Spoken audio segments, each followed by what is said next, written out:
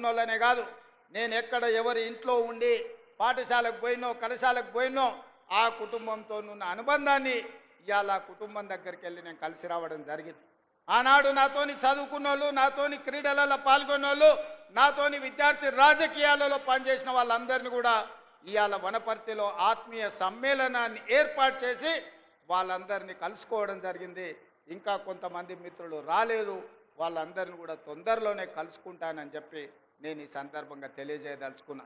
ఇవాళ ఈ వనపర్తిలో దాదాపుగా మా మిత్రుడు బట్టి విక్రమార్క గారి సహకారంతో మా ఎమ్మెల్యే గారు, మా ఎంపీ గారు పట్టుబట్టి 1000 కోట్ల రూపాయలతో ఈరోజు ప్రాజెక్టులను, అభివృద్ధి పనులను ప్రారంభించుకోవడమే కాదు, మా స్వయం సహాయక సంఘాలు, మా ఆడబిడ్డలకు ఈరోజు మా సీతక్క, మా చీఫ్ సెక్రటరీ గారు దాదాపుగా సంఘాలకు 1000 కోట్ల రూపాయల నిధులను ఇవాళ ఆడబిడ్డల అభివృద్ధి కోసం విడుదల ఈ వనపర్తి నగరం నుంచే మనం చేసుకోవడం జరిగింది. ఇదే కాదు, ఈరోజు చిన్నారెడ్డి గారు కాసిం నగర్ ఎత్తిపోతల పథకాన్ని వారు అడగడం జరిగింది. తిరుమలాపాలెం వాళ్ళ సొంత ఊరు కాసిం నగర్ ఈ ప్రాంతంలో 4000 ఎకరాలకు నీళ్లు రావాలంటే కాసిం నగర్ ఎత్తిపోతల పథకం ఇస్తే బాగుంటుంది అని పెద్దలు చిన్నారెడ్డి గారు అడగడమే కాదు, ఆ ప్రాజెక్టుకు మాధవరెడ్డి గారు, డాక్టర్ మాధవరెడ్డి గారు పేరు పెట్టాలని. ఆనాడు ఎవరు ఉస్మానియా, ఆనాడు ఎవరు నిమ్స్ ఆసుపత్రికి పోయినా, మన వనపర్తే కాదు మన మహబూబ్ నగర్ జిల్లా నుంచి ఎవరు వెళ్ళినా వాళ్లకు ప్రత్యేకమైన వైద్యాన్ని చేయించి ₹1 కూడా ఖర్చు లేకుండా డాక్టర్ జిల్లెళ్ళ మాధవరెడ్డి గారు బ్రతుకున్నంత కాలం ఆఖరి శ్వాస వరకు వారి ప్రాంత పేదలకు వైద్య సేవలను అందించండు, వారికి సహకారం అందించండు. తప్పకుండా డాక్టర్ చిన్నారెడ్డి గారు అడిగిన కాసిం నగర్ ఎత్తిపోతల పథకాన్ని మా ప్రభుత్వం మంజూరు చేస్తుంది. 4000 ఎకరాలకు నీళ్ళు ఇవ్వడమే కాదు, డాక్టర్ మాధవరెడ్డి గారు పేరు పెట్టి వారు శాశ్వతంగా వారి సేవలను ఈరోజు గుర్తు చేసుకునే విధంగా పెట్టుకుంటాం.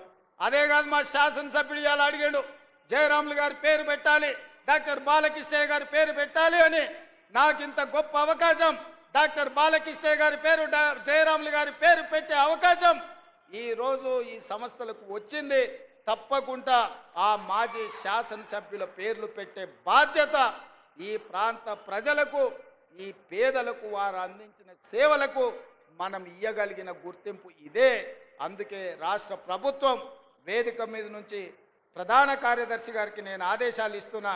మాజీ శాసనసభ్యులు బాలకృష్ణయ్య గారి పేరు, మాజీ శాసనసభ్యులు జయరాములు గారి పేరు, అదేవిధంగా డాక్టర్ చిన్నారెడ్డి గారి పేర్లను ఈ ప్రాజెక్టులకు పెట్టడానికి అవసరమైన చర్యలు చేపట్టండి అని చెప్పి నేను చీఫ్ సెక్రటరీ గారికి ఆదేశాలు ఇస్తున్నా.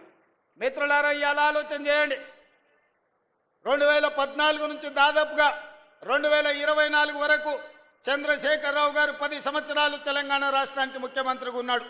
హరీష్ రావు గారు మంత్రిగా ఉన్నారు, తారక రామారావు గారు మంత్రిగా ఉన్నారు, నరేంద్ర మోడీ గారు దేశంలో ప్రధానమంత్రిగా ఇవాళకి 12 సంవత్సరాలు అయ్యింది. నేను అడుగుతున్న ఈడికొచ్చిన మిత్రులను, ఈడికొచ్చిన వాళ్ళనే కాదు, ఈ సమావేశాన్ని చూస్తున్న వాళ్ళను, బీఆర్ఎస్ బీజేపీ వాళ్ళను కూడా గుండెల మీద చెయ్యి పెట్టుకొని ప్రశాంతంగా ఆలోచన చేసి మీ మనస్సాక్షిని అడగండి. తెలంగాణ రాష్ట్రంలో ప్రజాపాలన ఇందిరమ్మ ప్రభుత్వం ఏర్పడ్డ తర్వాత 25,50,000 మంది రైతులకు 21,000 కోట్ల రూపాయలు మొదటి సంవత్సరంలోనే రుణమాఫీ జరిగిందా లేదా? మీ గుండెని అడగండి, మీ మనసును అడగండి. ఇవాళ ఆ రైతులను బయటికి వచ్చి మాట్లాడమని నేను అడుగుతున్నా. ఇవాళ మనసు లేనోళ్ళు, మనసాక్షి లేనోళ్ళు, బీఆర్ఎస్ వాళ్ళు, బీజేపీ వాళ్ళు ఒక్కటై ఏకమై రైతులను ఆగం చెయ్యాలన్న ఆలోచనతో మాట్లాడుతున్నారు. నేను అదేవిధంగా మా రైతాంగాన్ని, మా సోదరిమల్ని, మా ఆడబిడ్డలను అడుగుతున్నా. ఆనాడు రైతు భరోసా పథకం చంద్రశేఖరరావు గారు ఎన్నికల పేరు మీద ఎగనామా పెట్టిపోతే ప్రభుత్వం ఏర్పడ్డ మొదటి 3 నెలల్లోనే డిసెంబర్ 7 నాడు ప్రభుత్వాన్ని ఏర్పాటు చేసిన మేము, మా మిత్రుడు బట్టి విక్రమార్క గారు మార్చి లోపలనే 7,625 కోట్ల రూపాయలు రైతు భరోసా పైసలు మీ ఖాతాలలో వేసినమా లేదా మీరు వెళ్ళి మీ బ్యాంకుల్లో చూసుకోండి. 7,625 కోట్ల రూపాయలకు ఒక పైసా తగ్గినా మీరు మమ్మల్ని నమ్మకండి. ఒకవేళ వేసింది నిజమైతే ఆ తోడు దొంగలు చెబుతున్న అబద్ధాలను తిప్పికొట్టమని తెలంగాణ రైతాంగాన్ని నేను అడుగుతున్నా ఇవాళ తెలంగాణ రైతాంగాన్ని. ఎర్ర ఎండలు మండుతున్నాయి, విద్యుత్ వినియోగం పెరిగింది. ఇవాళ 16,000 మెగావాట్ల పైన ఈరోజు విద్యుత్తు అవసరం పడుతున్నది. కానీ ఒక్క గంట అయినా ఎక్కడైనా విద్యుత్ కోతలు విధించినమా? ఇవాళ 24 గంటల వ్యవసాయ విద్యుత్తు రైతులకు ఉచితంగా అందించడమే కాదు, ఆనాడు ఇవ్వండి ఈనాడు పేదోళ్లకు 50 లక్షల కుటుంబాలకు మా ఆడబిడ్డలు చెప్పాలి, మా అక్కలు చెప్పాలి, మీరెవరైనా ఇంటి బిల్లు కడుతుండ్రా 200 యూనిట్ల వరకు ఒక్క పైస లేకుండా మా ఆడబిడ్డలకు ఇంటి కరెంటుకు బిల్లు కట్టకుండా మాఫీ చేసింది నిజం కాదా? మా అక్కల్ని నేను అడుగుతున్నా, మీరు ఒక్కసారి ఆలోచన చెయ్యండి. ఇంటి బిల్లు గట్టక 15 నెలలు అయింది కదా, బట్టి గారు ఒక్క రూపాయనన్న మిమ్మల్ని అడిగినరా? మీ 50 లక్షల పేదోళ్ళ కుటుంబాలకు ఇవాళ 200 యూనిట్లు మేము ఇవ్వడం లేదా? ఇది నిజం కాదా అని చెప్పి మా ఆడబిడ్డలను అడుగుతున్నా. ఇదే కాదు, ఆనాడు 12 నూరులుండే సిలిండర్ ఈనాడు 50 లక్షల పేదవాళ్ళ కుటుంబాలకు 500 రూపాయలకే మీకు సిలిండర్ ఇస్తున్న మాట నిజం కాదా? వంట వండుతున్న ఇల్లును నడుపుతున్న మా ఆడబిడ్డలారా, మీ మనసాక్షిని అడగండి. 50 లక్షల కుటుంబాలకు 500 రూపాయలకే మీకు సిలిండర్ ఇస్తున్నామా లేదా? మేము సిలిండర్ మా ఆడబిడ్డలకి ఇచ్చిన మాట నిజమైతే బీఆర్ఎస్ బీజేపీలను సలాకి కాల్చి వాత పెట్టుండ్రి. ఎందుకంటే మన పాలమూరులో మనం రొట్టెలు చేసుకుంటాం, రొట్టెలు కాల్చేటప్పుడు సలాకి కూడా ఎర్ర కాల్చి వచ్చినోని చేయి చాపమని చెప్పి చేతి మీద వాతలు పెట్టుండ్రి బీఆర్ఎస్ బీజేపీలను అని చెప్పి మా అక్కలను నేను అడుగుతున్నా, మా ఆడబిడ్డలు నేను అడుగుతున్నా. ఇవాళ అక్క ఆనాడు అమ్మగారింటికి పోవాలన్నా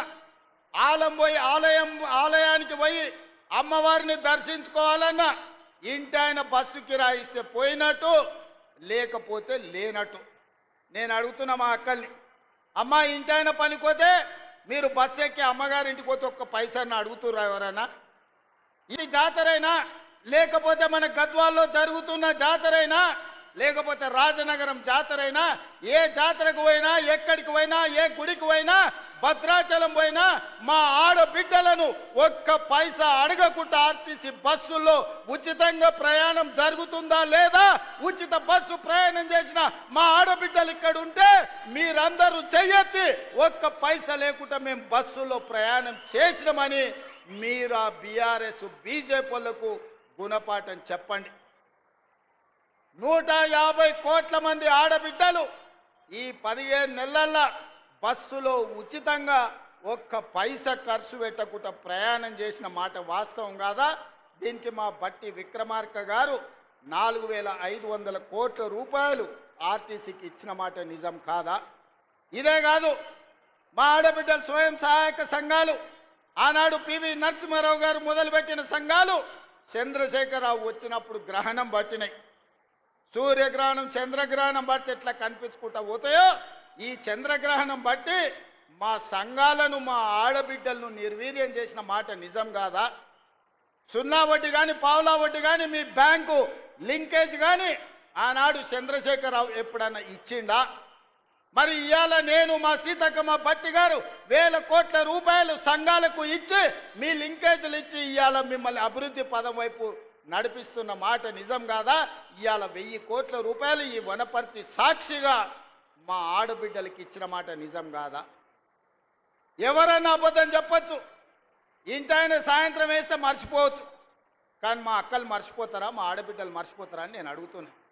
ఇవాళ మా అక్కలకు మా సంఘాలు నిర్వీర్యం అవుతుంటే మా అధికారులను మా సీతక్కని పెట్టి సమీక్షించి ఇవాళ రాష్ట్రంలో 67 లక్షల మంది ఆడబిడ్డలను సంఘాలలో సభ్యులను చేసి రేపటి దినం 1 కోటి మందిని సంఘాలలో సభ్యులుగా చేసి మా ఆడబిడ్డల్ని కోటీశ్వరులను చేయాలని రోజుకు 24 గంటలు నేను కష్టపడుతుంటే బీఆర్ఎస్ వాడు బీజేపీ వచ్చి బండలు తీసుకొని కొడుతురు. మా ఆడబిడ్డలు నిలదొక్కుంటే ఆడబిడ్డలు ఆశీర్వదిస్తే రాబోయే 15-20 ఏళ్ళు రేవంత్ రెడ్డి ముఖ్యమంత్రిగా కాంగ్రెస్ పార్టీ అధికారంలో ఉంటే మా బతుకు బస్టాండ్ అవుతుంది, వనపర్తి బస్టాండ్లో బిచ్చమెత్తుకొని బతకాల్సి వస్తుందని బీఆర్ఎస్ వాళ్ళు బీజేపీ వాళ్ళు అబద్ధాలు చెప్తున్నారు. అందుకే ఇవాళ మా అక్కల్ని అడుగుతున్నా, మీ సంఘాలను ఆదుకునే బాధ్యత నాది కాదా? మీ సంఘాలకు హైదరాబాదు హైటెక్ సిటీ పక్కన పెద్ద పెద్ద ఐటీ కంపెనీలు ఉన్న దగ్గర 100 కోట్ల ఎకరాలు ఉన్న దగ్గర 100 కోట్ల విలువైన భూమి 3.5 ఎకరాలు మీ సంఘాలకు హైటెక్ సిటీ శిల్పారామం పక్కన 150 షాప్స్ పెట్టుకొని మీ ఉత్పత్తులను ప్రపంచానికి అమ్ముకునే విధంగా బిల్ గేట్స్, బిల్ క్లింటన్ ఎవరు వచ్చినా మీ సంఘాల నైపుణ్యం చూసే విధంగా శిల్పారామం పక్కన మీకు 3.5 ఎకరాలు నేను ఇయ్యలేదా? నిజం కాదా? మా ఆడబిడ్డలు నేను అడుగుతున్నా. ఎన్నడైనా మీరు ఊహించరా? విప్రో, ఇన్ఫోసిస్, మైక్రోసాఫ్ట్ లాంటి పెద్ద పెద్ద ప్రపంచ దిగ్గజాలైన పరిశ్రమల పక్కన 3.5 ఎకరాలు మా బిడ్డలకు ఇచ్చి మా ఆడబిడ్డలు ఆత్మగౌరవంతో అదాని అంబానీలతోని పోటీ పడే విధంగా మీకాడ 3.5 ఎకరాలు ఇచ్చి 150 షాపులు పెట్టి మీరు చేసే ఉత్పత్తులను ప్రపంచానికే ఎగుమతి చేసే విధంగా అనుమతి ఇవ్వలేదా అని మా ఆడబిడ్డలను అడుగుతున్నా. అంతెందుకు, ఒకనాడు సోలారు విద్యుత్ అంటే అదాని అంబానీలు పెట్టుబడులు అన్నారు. నేను ఇవాళ మా బట్టి విక్రమార్క గారి సహకారంతో సోలారు విద్యుత్ అదాని అంబానీలు కాదు, మా ఆడబిడ్డలు కూడా ఉత్పత్తి చేస్తారని 1000 మెగావాట్ల ప్రాజెక్టులు మా ఆడబిడ్డలతోని ఒప్పందం చేసి మిమ్మల్ని పారిశ్రామికవేత్తలుగా మార్చిన మాట నిజం కాదా? ఒకవేళ నిజం అయితే బీఆర్ఎస్, బీజేపీలకు బుద్ధి చెప్పండి అని నేను అడుగుతున్నా. అంతెందుకు, ఆర్టీసీ బస్సులు పెద్ద పెద్ద కంపెనీలు కిరాయికి పెట్టుకునేది. కానీ ఇవాళ ఈ ఆర్టీసీ బస్సులు 1000 బస్సులు మా ఆడబిడ్డలు కొని ఆర్టీసీకి కిరాయికి పెట్టి 1000 బస్సుల యజమానులను మా ఆడబిడ్డల్ని చేసిన మాట నిజం కాదా? ఇవాళ 1000 బస్సుల యజమానులుగా మారిన మీరు పెట్టిన బస్సుల్లో, మీరు కొన్న బస్సుల్లో మీ ఆడబిడ్డలు, మీ పిల్లలు చదువుకోవడానికి ఉచితంగా వెళ్తుంటే ఇవాళ మీకు గౌరవం పెరిగిందా, తగ్గిందా? ఆనాడు కేసీఆర్ ఉన్నప్పుడు ఇంటి ఆయన మందు దాగొచ్చి కొడుతున్నప్పుడు ఎట్లుండే, ఇవాళ మీ సోదరుడు రేవంత్ రెడ్డి వచ్చిన తర్వాత మీ వ్యాపారాలు పెరిగిన తర్వాత మీ గౌరవం పెరిగిందా లేదా ఒక్కసారి ఆలోచన చేయండి అని మా అక్కల్ని అడుగుతున్నా. ఇవాళ నేను ఒకనాడు పాఠశాలల్లో బట్టలు కుట్టాలంటే చంద్రశేఖరరావు పెద్ద పెద్ద కంపెనీలకు ఇచ్చి కమిషన్లు మెక్కిండు. ఇవాళ ప్రభుత్వ పాఠశాలల్లో, హాస్టళ్లలో ఆడపిల్లలకు, మగపిల్లలకు 1,30,00,000 జతలు బట్టలు, ప్రతి జతకు 75 రూపాయలు కుట్టుగూళ్ళు ఇచ్చి ఈరోజు మీకు 10,000 మిషన్లు మైనారిటీ కార్పొరేషన్ ద్వారా ఇచ్చి ఈరోజు పాఠశాల పిల్లలు మొదటి రోజే బట్టలు కుట్టించే వ్యాపారం మీకు నేను ఇచ్చినా లేదా? ఇవాళ మా అక్కల్ని ఆలోచన చేయమని నేను అడుగుతున్నా. ఇవాళ పాఠశాలల నిర్వహణ, అమ్మ ఆదర్శ పాఠశాల పేరు మీద పాఠశాలలు మీ పేదోళ్ళ పిల్లలు, మీ పిల్లలు ఏ పాఠశాలలు అయితే చదువుతున్నారో ఆ పాఠశాలలు నిర్వహించే బాధ్యత మా ఆడబిడ్డలకు అమ్మ ఆదర్శ పాఠశాల ఇచ్చింది నిజం కాదా అని మా ఆడబిడ్డలు నేను అడుగుతున్నా. ఈరోజు మా ఆడబిడ్డల్ని శక్తివంతులు చేసి మా ఆడబిడ్డల చేతుల్లో నగదు ఉంటే గలగలలాడుతుంటే కుటుంబం బాగుపడుతుంది, పిల్లలు చదువుకుంటారు, ఇంటి గౌరవం పెరుగుద్దని ఇవాళ నిర్ణయం తీసుకున్న మాట నిజం కాదా? ఇవాళ 4,50,000 ఇందిరమ్మ ఇండ్లు ప్రతి ఇంటికి 5 లక్షల రూపాయలు ఉచితంగా ఇచ్చి 4,50,000 ఇండ్లు ఆడబిడ్డల పేరు మీదనే మంజూరు చేసి ఇంటి యజమానులుగా మిమ్మల్ని చేస్తున్న మాట నిజం కాదా? పనులను మన నారాయణపేటలో మనం ప్రారంభించుకోలేదా? ఒక్క సంవత్సరం తిరిగే లోపల ఒక్క ఆడబిడ్డల కోసమే ఇన్ని చేస్తే విద్యార్థులకు, నిరుద్యోగ యువకులు మీరు గుండె మీద చేయి పెట్టుకొని ఆలోచన చేయండి. ఆనాడు తెలంగాణ ఉద్యమంలో క్రియాశీలకంగా పోరాటం చేసిన మీరు విద్యార్థి వీరులారా, అమరులైనరు, నిరుద్యోగులైనరు, ఉద్యమకారులైనరు, ఉవ్వెత్తున తెలంగాణ ఉద్యమం చేసిన 10 ఏళ్ళు ఒక్క ఉద్యోగమైన చంద్రశేఖరరావు ఇచ్చిండా? వాళ్ళ ఇంట్లో ఉద్యోగాలు ఇచ్చుకున్నాడు. ఆయన ముఖ్యమంత్రి అయిండు, అల్లుడు మంత్రి అయిండు, కొడుకు మంత్రి అయిండు, బిడ్డ ఎంపీ అయింది, ఓడిపోతే ఎమ్మెల్సీ అయింది, సడ్డకుని కొడుకుని రాజ్యసభ చేసుకున్నాడు, ఆయన చుట్టాలను మంత్రులను చేసుకున్నాడు. మనకేం ఒరగబెట్టిండు తల్లి? కానీ అదే ఇందిరమ్మ రాజ్యం వచ్చిన తర్వాత ప్రజాపాలనలో మొదటి సంవత్సరం నిరుద్యోగ యువకులకు ప్రభుత్వ ఉద్యోగాలు 55,163 ఉద్యోగాలు భారతదేశంలోనే స్వతంత్రం వచ్చినప్పటి నుంచి ఈనాటి వరకు ఒక్క సంవత్సరంలో 55,000 ఉద్యోగాలు ఇచ్చిన ప్రభుత్వం ఏదైనా ఉందంటే మీ తమ్ముడి ప్రభుత్వం, మీ అమ్మ ఇందిరమ్మ ప్రభుత్వం తప్ప గత పాలకులు చేసింది కాదు. ఇది నిజం కాదా? ఈరోజు నేను అడుగుతున్నా, టీచర్లుగా నియామకమైన వాళ్ళని, టీచర్లుగా ఉన్న వాళ్ళని, మీకు 22,000 మందికి ప్రమోషన్లు ఇచ్చి 35,000 మందిని బదిలీ చేసి 20 ఏళ్ళ మీ సమస్యను తీర్చింది మేము కాదా? ఇన్ని పనులు సంవత్సరం లోపల చేస్తే అప్పుడే చంద్రశేఖరరావు, తారక రామారావు, హరీష్ రావు, కవితారావు ఇక నువ్వు దిగుతావా లేదా అని జోలె భుజానికి వేసుకొని బయలుదేరు. ఏందయ్యా మీ కడుపు నొప్పి? 10 ఏళ్ళు మీరే ఏలిండ్రు కదా, 10 ఏళ్ళు మీరే పచ్చగున్నారు, పండిందంతా మీరే మేసిండ్రు, పచ్చగున్న కాడ మేసిండ్రు, వెచ్చగున్న కాడ వండుకురు ఫామ్ హౌస్లల్లా. మా పేదోళ్ళ గురించి ఆలోచన చేసిరా? మా పాలమూరుకు నీళ్లు తెచ్చిరా అని నేను అడుగుతున్నా. 10 ఏళ్లలో మీరు ప్రాజెక్టులు కడితే మా పాలమూరు ఎందుకు ఎడారి అవుతుంది? మా ఆడబిడ్డలు వలసలు ఎందుకు పోతారు? ఇయాలటి కూడా కొత్తకోట దగ్గరనో, దేవరకద్ర దగ్గరనో, పెద్దమందడి దగ్గరనో జంటలుగా మేస్త్రీల దగ్గర, గుంపు మేస్త్రీల దగ్గర పైసలు తీసుకొని పిల్లల్ని ఇంటి దగ్గర వదిలి వలస పోతుంటే మా కష్టం గురించి ఎన్నడైనా ఆలోచన చేసినవా చంద్రశేఖరరావు అని నేను అడుగుతున్నా. ఎన్నడైనా మా వలసలు, మా కష్టాలు, మా తట్ట పని, మా పార పని, మా మట్టి పని, మా రక్తాన్ని చెమటగా మార్చి ఈ దేశంలో ప్రతి ప్రాజెక్టు మేం కట్టినాం. బాక్రానంగల్ నుంచి నాగార్జున సాగర్ వరకు, శ్రీశైలం నుంచి శ్రీరామ్ సాగర్ వరకు మా చెమట లేకుండా, మా రక్తం దార బొయ్యకుట్ట కట్టిన ప్రాజెక్ట్ ఏదైనా ఉందా అని చంద్రశేఖరరావు నేను అడుగుతున్నా. మరి ఇవాళ నేను అడుగుతున్నా, 10 ఏళ్ళు 2 లక్షల కోట్లు సాగునీటి ప్రాజెక్టుల మీద ఖర్చు పెట్టిన నువ్వు మా పాలమూరు ఎందుకు పూర్తి చేయలేదు? మా కల్వకుర్తిని ఎందుకు పడావు పెట్టినవు? మా భీమా, నెట్టంపాడు, కోయిల్ సాగర్, మా సంపద కొట్లాడిన తుమ్మిళ్ళ ప్రాజెక్ట్ ఎక్కడికి పోయింది? ఆర్డిఎస్ ప్రాజెక్టు ఎందుకు ఎండిపోయిందని నేను అడుగుతున్నా. ఇవాళ మా ప్రాజెక్టులు నువ్వు ఎండబెట్టబట్టి, ఆనాడు నువ్వు ఎస్ఎల్బీసీ మేము మొదలుపెట్టి 32 కిలోమీటర్లు పూర్తి చేస్తే 10 కిలోమీటర్లలో 2 కిలోమీటర్లు వేసి పడావు పెట్టే 10 ఏళ్ళు పడావున్న ఎస్ఎల్బీసీ పనులు ఆగిపోవడం వల్ల ఇవాళ కుప్పగూలి 8 మంది ప్రాణాలు పోయినాయి. ఈ పాపం నీది కాదా చంద్రశేఖరరావు? ఈ పాపాల భైరవుడివి నువ్వు కాదా? మా ప్రాణాలను, మా ఆస్తులను కొల్లగొట్టి ఇవాళ రాయలసీమకు నీళ్లు తరలించకపోతుంటే గుడ్లప్పగిచ్చి చూస్తున్నావు కదా. రాయలసీమకు నీళ్లు తరలించడానికి కారణం నువ్వు కాదా? ఆనాడు రాజశేఖర రెడ్డి ఉన్నప్పుడు పోతిరెడ్డి పాడు పొక్క పెద్ద చేసి నువ్వు మంత్రిగా ఉన్నప్పుడు తండ్రి నీళ్లు తీసుకుపోయాడు. ఇవాళ కొడుకు ముఖ్యమంత్రి అయినాక ప్రగతి భవన్లో పిలిచి పంచపక్ష ప్రమాణాలు పెట్టి రాయలసీమ ఎత్తిపోతల పథకానికి పునాదులేసింది నువ్వు కాదా? ఆలోచన, కర్త, కర్మ, క్రియ, రాయలసీమ లిఫ్ట్ చంద్రశేఖరరావు వేసిన పునాది రాయి. అంతెందుకు మిత్రులారా, నేను గుర్తు చేయదలుచుకుని ఇక్కడున్న మా యువకులకు, రాయలసీమ పోయిండు, రోజమ్మ ఇంటికి పోయిండు, రొయ్యల పులుసు తిన్నాడు. ఏమన్నాడయ్యా? రొయ్యల పులుసు తిని రాయలసీమను రతనాల సీమ చేస్తాన్న సన్నాసోడేవాడని నేను అడుగుతున్నా.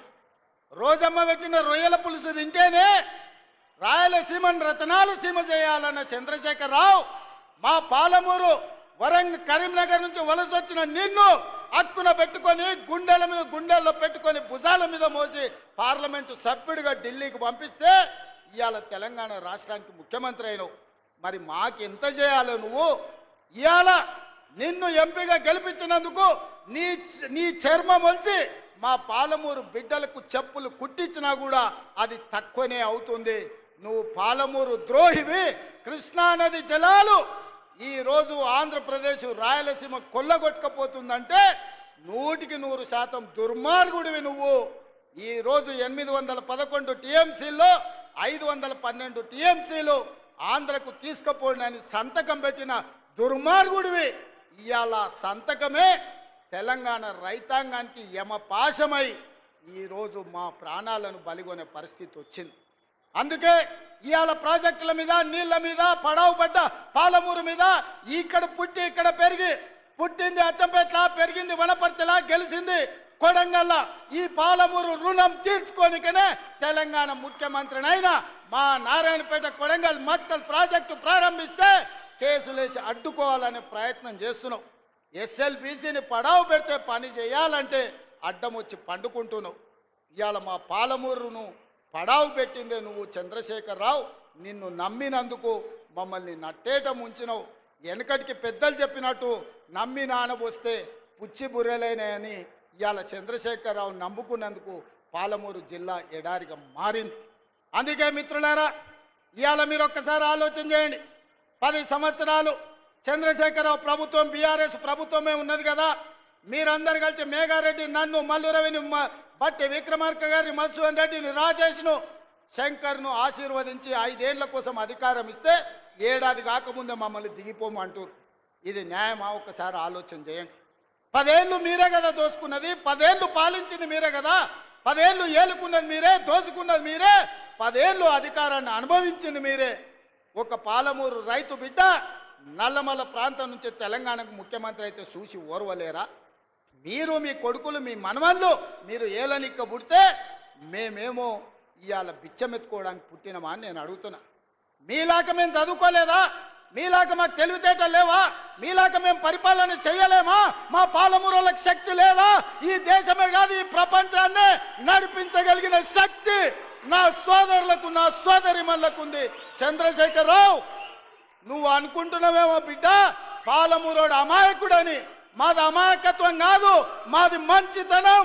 మా మంచితనాన్ని నువ్వు పరీక్ష పెడితే తిక్క రేగిందంటే డొక్కజించి డోలు కడతాం. మా సోదరుల సంగతి, మా జిల్లా సంగతి ఇంకా నువ్వు మొత్తం చూడలే. నువ్వు అనుకుంటున్నావేమో వీళ్ళ అమాయకులు అరికథలు చెప్పి నమ్మించవచ్చు అని. ఈ అరికథలు, పిట్టకథలు నడవవు చంద్రశేఖరరావు. చాలా మందిని చూసినాం. నల్లమలకు రా, ఒకసారి తెలుస్తుంది మా పౌరుషం ఏందో. నల్లమల అడవుల నుంచి దేశానికే నాయకత్వం వహించిన పటేల్ సుధాకర్ రెడ్డి మా పాలమూరు బిడ్డ, మర్చిపోకు. పౌరుషానికి, పోరాటానికి మా పండుగ సాయన్న మా పాలమూరు బిడ్డ, మర్చిపోకని నేను చెప్పదలుచుకున్నా. మొట్టమొదటి తెలంగాణ ముఖ్యమంత్రి బూరుగుల రామకృష్ణారావు మా పాలమూరు బిడ్డ, నువ్వు మర్చిపోకు. ఉత్తమ పార్లమెంటేరియన్ వచ్చిన మా జైపాల్ రెడ్డి మా పాలమూరు బిడ్డ.